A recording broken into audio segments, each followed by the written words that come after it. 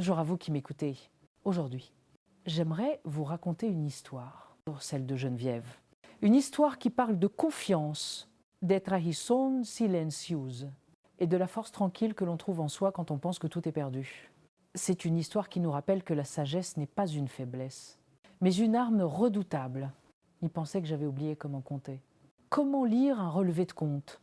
Comment remarquer l'argent qui glisse entre les doigts? Mais je tiens des comptes depuis plus longtemps qu'ils ne sont en vie. Je m'appelle Geneviève Dubois, j'ai 72 ans et j'ai géré ma propre comptabilité depuis l'âge de 16 ans. J'ai travaillé comme comptable pendant près de 40 ans, à l'époque des registres à papier carbone, des calculatrices encumbrantes, enfin, à l'ère des services bancaires en ligne. Les chiffres ne m'effraient pas. Les chiffres ont été mes compagnons stables dans une vie remplie de gens imprévisibles. Mais apparemment, pour ma famille, tout cela ne signifie plus rien. D'ailleurs, j'aimerais beaucoup savoir quel âge vous avez et de quelle région vous m'écoutez. N'hésitez pas à me le dire en commentaire, quoi. Le premier indice est apparu un mardi ordinaire. Ma belle-fille, Chloé, est passée à l'improviste avec l'un de ses sourires figés qui n'atteint jamais tout à fait les yeux. Elle avait apporté une tarte, le genre de pâtisserie qu'elle sait que je ne peux pas manger à cause de mon diabète.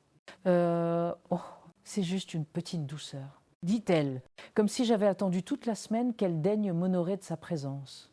Nous nous sommes assises dans ma cuisine, la lumière de l'après-midi inondant la pièce, ses yeux balayant le comptoir comme si elle inventoriait ma vie. Je pensais qu'elle s'ennuyait peu, qu'elle faisait la conversation en attendant que son café refroidisse. Mais c'est alors qu'elle a lancé, sur un ton désinvolte, comme si nous discutions de la météo. Geneviève, avez-vous pensé à nous laisser vous aider avec vos finances? J'ai ri. J'ai vraiment ri parce que je pensais qu'elle plaisantait. J'ai été indépendante toute ma vie. Mon défunt mari et moi avons construit ce que nous possédons avec une planification minutieuse et de longues heures de travail. Mais avant que je puisse répondre, elle a insisté. Vous savez, c'est beaucoup à gérer à votre âge. Les factures, les comptes bancaires, les investissements, cela peut être accablant. Et les erreurs coûtent cher. Les mots flottaient entre nous, lourds et condescendants. À votre âge, j'avais envie de lui dire que je pouvais encore équilibrer un compte au centime près en moins d'une heure. Plus vite qu'elle ne pouvait établir un budget pour les courses. Mais je suis restée silencieuse. Le véritable coup est venu 2 jours plus tard, lorsque mon fils Antoine est revenu, accompagné de Chloé, cette fois avec des papiers. Ils ont appelé ça une réunion de famille, bien que personne ne m'ait demandé si j'en voulais une. Antoine s'est appuyé sur le dossier de la chaise comme s'il s'apprêtait à présenter une proposition commerciale. Maman, a-t-elle dit, nous pensons simplement qu'il serait préférable de te décharger d'un fardeau. Tu as tant fait pour nous au fil des ans. Et maintenant, c'est à notre tour. Je lui ai demandé de quel genre de fardeau il parlait. Gérer l'argent, a-t-il répondu sans détour. Tu ne devrais pas avoir à t'en soucier. Nous pouvons prendre en charge les comptes, nous assurer que tout est payé à temps, investir judicieusement. Começa, tu pourras te détendre, me détendre, comme si rester les bras croisés et les laisser jouer au banquier avec les économies de toute ma vie allait d'une manière ou d'une autre apaiser mon esprit.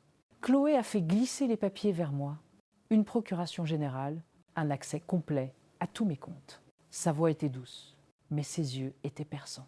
Ce n'est qu'une formalité. Nous ne ferions jamais rien sans te le dire d'abord. Je les ai regardés tous les deux, étudiant ces visages familiers qui avaient autrefois été mon refuge. Mon fils, que j'avais élevé entre les genoux écorchés et les devoirs tard le soir. Sa femme, que j'avais accueillie dans la famille à bras ouverts, et j'ai réalisé à cet instant que leur but n'était pas de m'aider. C'était une question de contrôle. Je n'ai pas signé ce jour-là. Je leur ai dit que j'allais y réfléchir. Je leur ai souri, les remerciant pour leur sollicitude. Et je les ai regardés sortir avec leur plat à tarte. Et tandis que je refermais cette porte, mon esprit travaillait déjà, non pas sur la façon de les empêcher de prendre le contrôle, mais sur la manière de m'assurer qu'ils n'en auraient jamais l'occasion. Car s'ils pensaient que l'âge avait émoussé mon esprit, ils étaient sur le point d'apprendre à quel point ils pouvaient encore être vifs. 2 jours après cette petite réunion de famille, mon téléphone a sonné tôt le matin. Le nom d'Antoine s'est affiché à l'écran. J'ai hésité avant de répondre non par peur, mais parce que je savais déjà que ce ne serait pas un appel normal. Ma main hâtée, il commençait. Sa voix se mélange étrange de fausse gaieté et d'autorité tranquille. Chloé et moi en avons reparlé. Et nous pensons qu'il serait plus simple de passer aujourd'hui pour régler la paperasse. Komecha, tu n'auras plus à y penser. Ok, ni ma. Je lui ai dit que j'avais des projets. Il a répondu, eh bien, nous passerons juste avant. Et c'était tout à midi. Ils étaient de retour dans mon salon, leurs manteaux soigneusement drapés sur mon fauteuil comme s'ils étaient chez eux. Antoine a posé un dossier en cuir sur ma table basse, trop chic pour annoncer quoi que ce soit de bon. Il a ouvert pour révéler la même pile de documents que j'avais déjà vus. Chloé a souri, le genre de sourire que l'on ferait à un enfant sur le point de prendre un médicament. Geneviève, nous avons déjà rempli les informations de base pour vous. Tout ce que vous avez à faire, c'est de signer. Ça simplifiera tellement les choses pour tout le monde. Tout le monde, comme si je ne faisais plus partie de ce groupe. J'ai pris la première feuille et l'ai parcourue, même si je savais déjà ce que c'était. Procuration générale, accès complet à chaque compte. Autorisation de prendre des décisions financières dans mon meilleur intérêt. Cette dernière phrase m'a donné envie de rire. Oh de kracha. Antoine s'est penché en avant. Maman, tu as toujours été si prudente avec l'argent. Mais tu sais comment sont les arnaques de nos jours. À quel point les services bancaires en ligne peuvent être compliqués. Nous ne voulons tout simplement pas que tu te fasses avoir.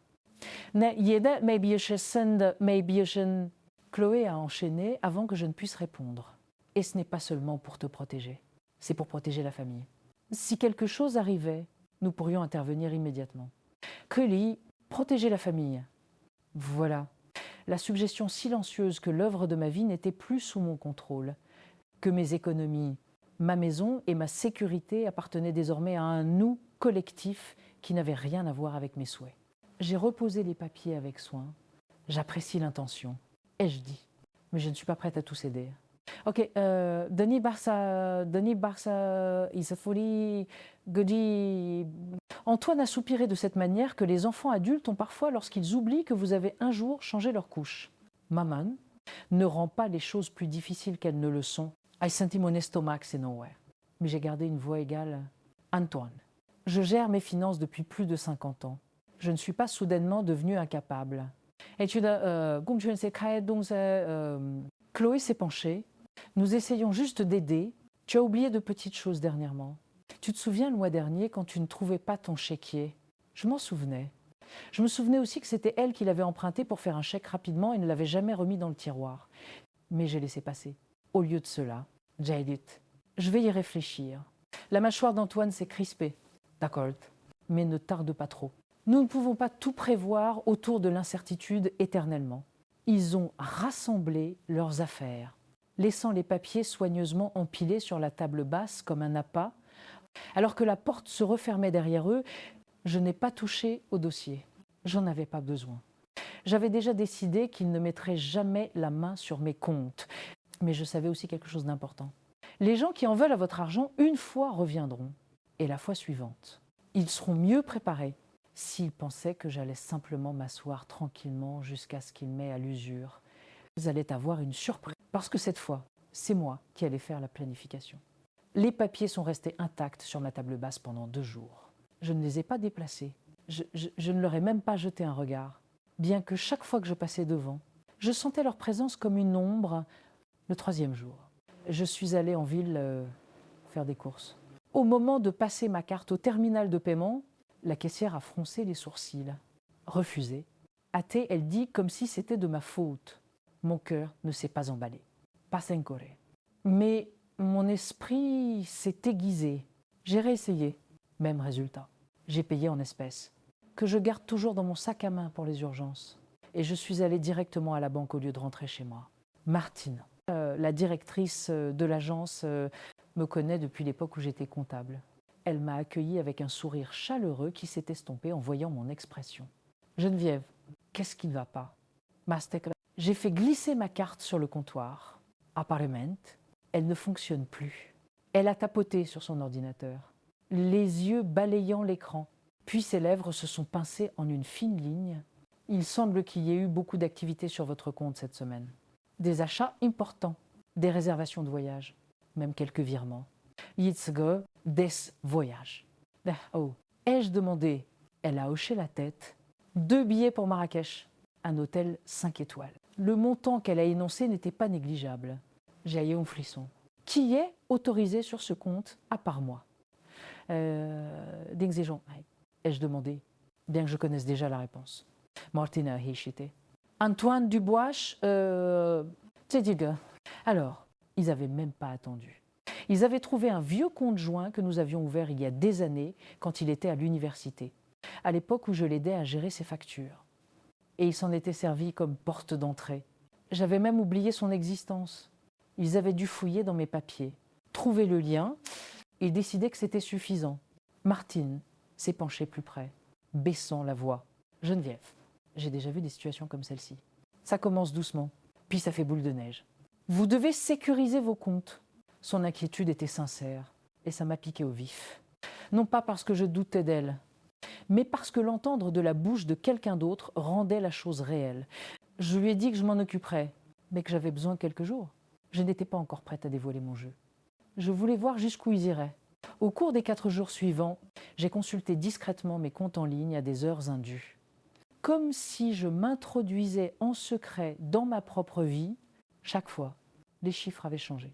Des retraits, des boutiques de luxe, des notes de restaurant qui pourraient me nourrir pendant un mois. Et chaque fois, je notais tout dans un petit carnet que je gardais dans le tiroir sous mon téléphone. Le vendredi soir, j'ai vu un débit pour un bracelet en diamant. Les samedis matin, la location d'une grosse voiture de luxe allemande, les dimanches, un autre billet d'avion. Cette fois, pour un week-end à Deauville, c'était comme regarder des termites ronger les poutres d'une maison. Lentement, silencieusement et sans aucune honte. Je ne les ai jamais appelés, je les ai jamais confrontés. Pas encore. Parce qu'il y a une règle que j'ai apprise il y a longtemps. Quand quelqu'un est en train de creuser son propre trou, on ne lui prend pas l'appel des mains. On se contente de reculer et de le laisser creuser jusqu'à ce qu'il ne puisse plus en sortir. Le lundi, j'avais suffisamment de preuves pour remplir 3 pages, assez pour prouver l'intention, et non de simples accidents ou oublis, assez pour les mettre complètement hors jeu. Et en fermant mon carnet ce soir-là, je savais exactement ce que j'allais faire. Je n'allais pas seulement les arrêter.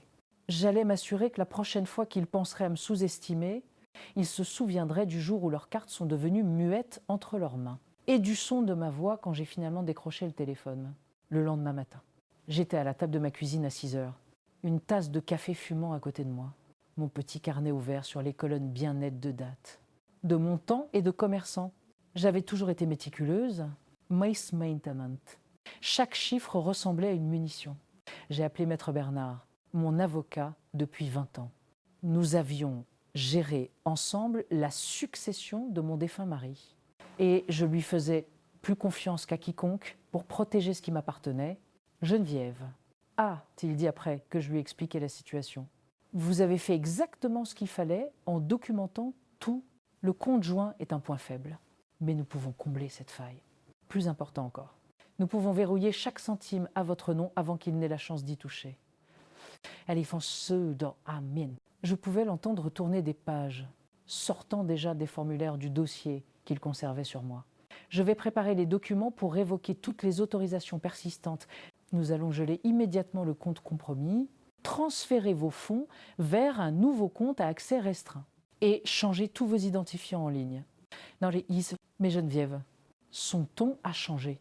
Une fois que vous ferez cela, ils le sauront. Il n'y aura pas de retour en arrière. Toujours d'ici, yeah, j'y compte bien. Ai-je répondu?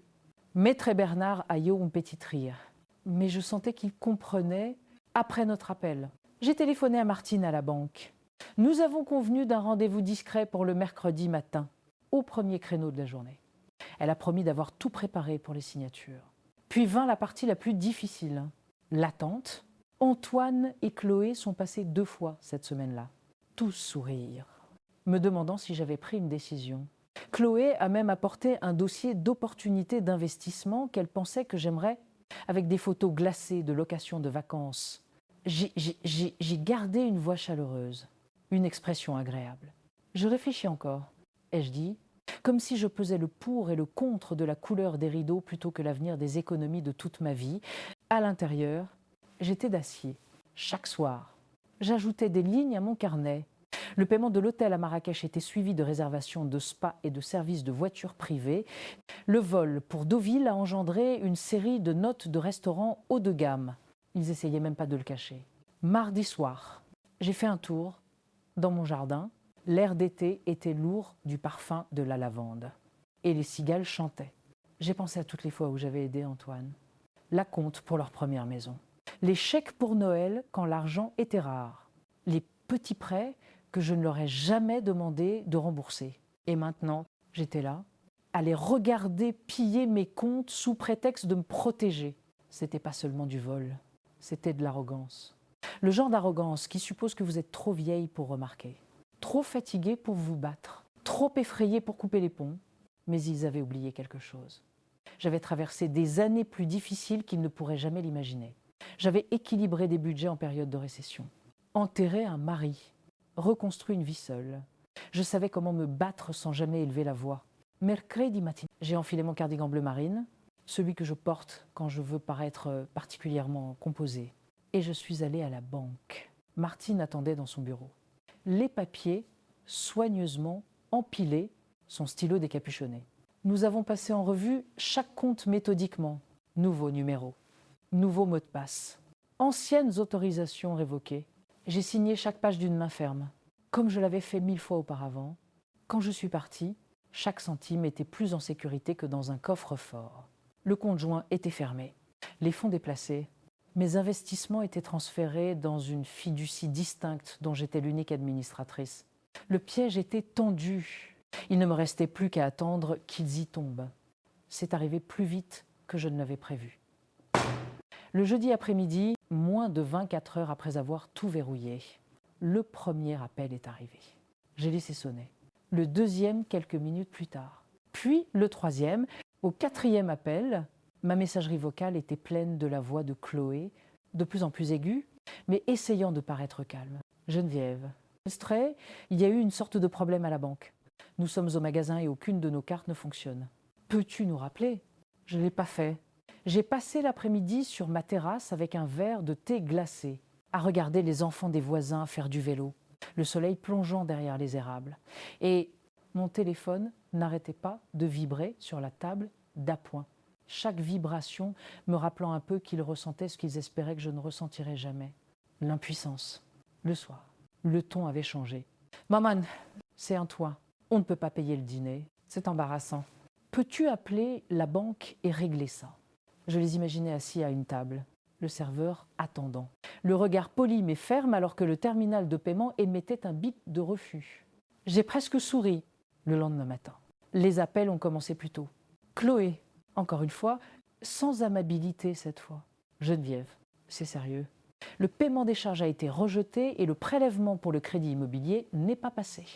Si tu as des problèmes avec tes comptes, tu dois nous laisser t'aider. Mais ce dernier mot, Heider, m'a fait éclater de rire. À 10 heures, Martine a appelé de la banque.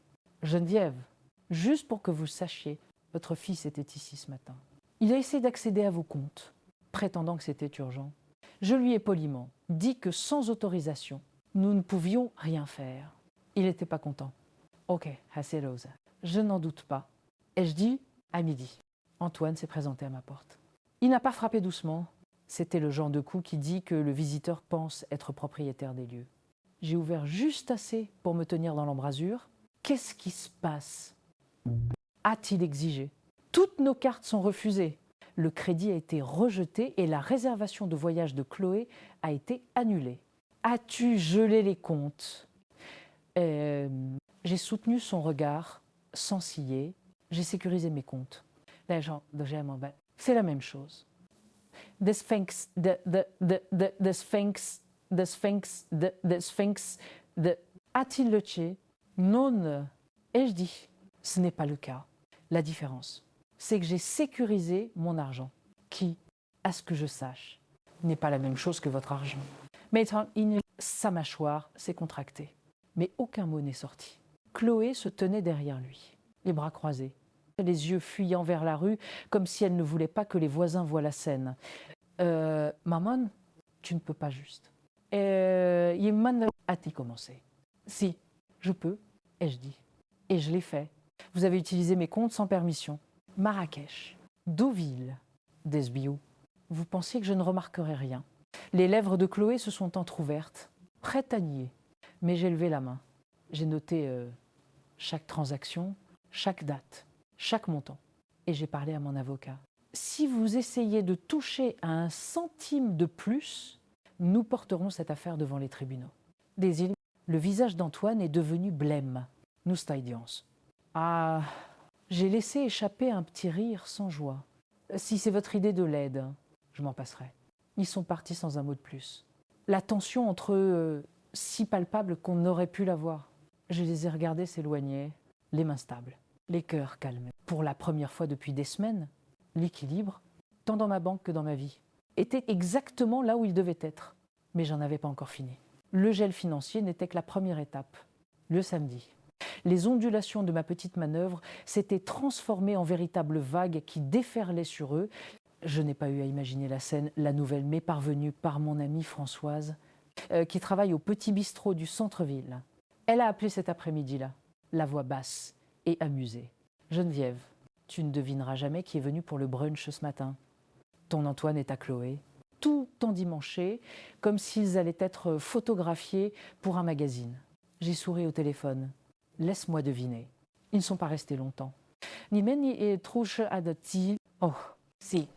Ils sont restés assez longtemps pour commander le homard thermidor et une bouteille de champagne. Françoise a marqué une pause pour l'effet dramatique. Mais quand l'addition est arrivée, le terminal de paiement a bipé, refusé 2 fois. Puis ils en ont essayé une autre. Même résultat. Toute la tablée est devenue silencieuse. Je pouvais parfaitement me représenter la scène. Le sourire figé de Chloé, Antoine fouillant dans son portefeuille. Les autres clients faisant semblant de ne pas regarder tout en observant chaque seconde. Ils sont partis précipitamment. A poursuivi Françoise, pour boire en espèces. Ridicule. Le visage de Chloé aurait pu faire tourner le lait. Après avoir raccroché, je me suis préparé une tasse de thé et me suis assise à la table de la cuisine. La lumière de fin d'après-midi se répandant sur le bois. J'ai pensé à les appeler. Mais j'ai décidé d'attendre, les laisser mariner un peu plus longtemps. Laisser les chuchotements se propager. Le lundi, il ne pouvait plus se retenir. Mon téléphone a sonné en milieu de matinée. Antoine n'a même pas pris la peine de dire bonjour. Chava troploin. Maman. Sa voix était tendue. Cassante. Tu nous as embarrassés en public. Les gens parlent. Yo. J'ai laissé le silence s'étirer. Nous étions avec des amis, a-t-il ajouté. Comme si ce seul fait devait me faire changer d'avis. Et moi. J'avais les économies de toute une vie. Ai-je finalement dit, avant que vous ne commenciez à les traiter comme un buffet à volonté, donc, la voix de Chloé a percé en arrière-plan. Ce n'est pas comme si on volait. On utilisait juste ce qui était disponible. On aurait remboursé. Intéressant, ai-je dit, parce que en des décennies de gestion financière, j'ai jamais vu un remboursement impliquer des forfaits spa et des bracelets en diamant. Le ton d'Antoine s'est durci. Tu fais une erreur. Ma main, nous aurions pu t'aider à gérer les choses. Maintenant, tu en as fait une affaire personnelle. Weishinya. Non, c'est personnel, ai-je dit, ma voix stable. Vous avez agi dans mon dos, utilisé un vieux compte sans permission et l'avez vidé comme s'il était à vous. Vous m'avez sous-estimé. Jest cha, l'erreur. Bodemas. Il a essayé une dernière tactique, celle du fils blessé. Nous sommes une famille. La famille est censée se faire confiance. Je me suis adossée à ma chaise. La chaleur de la tasse de thé dans mes mains. La confiance, ça se mérite. Hein, toi? Et vous avez passé le dernier mois à me prouver exactement pourquoi on ne peut pas vous faire confiance. Ok. Chloé a marmonné quelque chose que je n'ai pas pu saisir. Puis la ligne a été coupée. J'ai posé le téléphone et j'ai expiré lentement. Le poids qui m'oppressait depuis des semaines avait disparu. J'avais repris le contrôle et il le savait. Pourtant, il me restait une dernière chose à faire. quelque chose qui garantirait qu'il n'essaierait plus jamais ça. Car geler les comptes était une chose, mais s'assurer qu'ils comprennent le coup de me contrarier, ce serait la véritable leçon. La semaine suivante, j'ai de nouveau rencontré Maître Bernard, cette fois dans son bureau d'angle tranquille qui sentait légèrement les vieux livres et le cèdre. J'ai fait glisser mon carnet sur le bureau, chaque transaction, chaque date, chaque montant. Il a feuilleté les pages en hochant lentement la tête. « Geneviève, c'est irréfutable. S'ils essaient de plaider le malentendu ou l'accident, ces registres anéantiront cet argument. Mais moi, je lui ai dit que je ne voulais pas traîner ça devant les tribunaux. Pas encore. Mon but n'était pas de détruire ma famille en public. C'était de m'assurer qu'ils comprennent les termes de notre relation à l'avenir. » Maître Bernard a souri. « Alors je suggère que nous rendions ces termes juridiquement contraignants. » Puis le vendredi, la paperasse était prête. J'avais de nouveaux comptes. Une fiducie entre vifs, dont j'étais l'unique administratrice, et une clause blindée stipulant qu'aucun membre de la famille ne pouvait toucher un centime sans mon consentement écrit et notarié. Maître Bernard m'a même aidé à rédiger une lettre, polie, formelle et impossible à mal interpréter, décrivant les changements. Je l'ai envoyée à Antoine et Chloé, en recommandé, avec accusé de réception. Je voulais leur signature confirmant qu'ils l'avaient reçue. L'appel est arrivé 3 jours plus tard. La voix d'Antoine était basse, mesurée. « Alors, voilà, tu nous as exclus de tout. »« Oui, ai-je dit, et j'ai documenté pourquoi. « Si vous et ça y est, dit terre. Mon avocat se fera un plaisir de montrer les preuves à un juge. » Il y a eu une pause, puis un soupir. Nous essayons juste de... Eh bien, on a fou de abolier ça, c'est un jour. Ne fais pas ça. Ai-je interrompu? Ne m'insulte pas avec un autre mensonge. Mais silence à nouveau. Je suis toujours ta mère.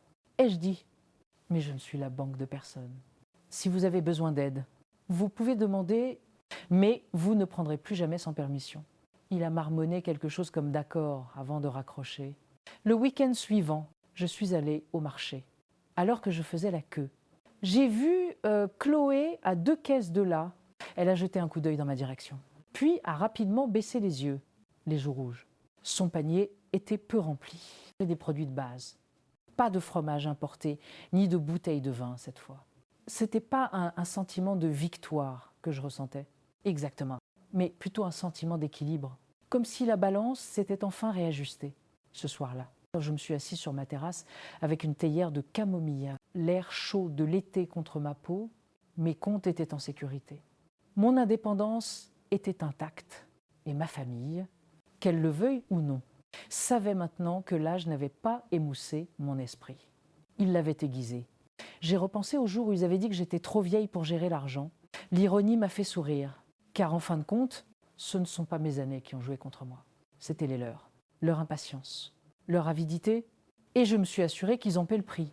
Chaque carte refusée, chaque moment public gênant, chaque rappel qui ne pouvait pas me contrôler, je leur laisserai leur fierté, s'ils parviennent à la retrouver. Mais mon argent, ma maison, ma vie, tout cela m'appartient. Et c'est ainsi que cela restera. Prenez soin de vous. Et n'oubliez jamais la valeur de votre propre force. À bientôt.